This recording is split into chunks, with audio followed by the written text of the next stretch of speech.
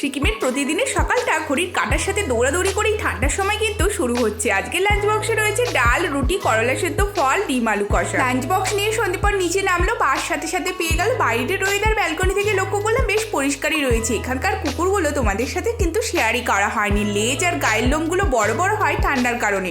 আমি যখন ফার্স্ট দেখেছিলাম বেশ এক্সাইটেড হয়েছিলাম আর ভালোও লেগেছিল। তোমাদের কেমন লাগলো জানিও কিন্তু। সন্ধ্যেবেলা ও ফিরলো, চা আর বিস্কুট চিড়ে ভাজার সাথে খেলাম, আর বিস্কুটটা ফুরিয়ে গেছিলো। ভাঙা বিস্কুটগুলো লাস্টে নিয়ে বসলাম আর বিস্কুট কৌটোতে ভরেও রাখলাম।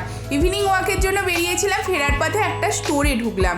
এটাকে স্টোর হিসেবেই বলা হয় কারণ এখানে নিজের মতো করে দেখে জিনিসপত্র নিজেই মেপে নিতে পারো। এই সিস্টেমটা আমার কিন্তু মাঝে মাঝে বেশ ভালোই লাগে।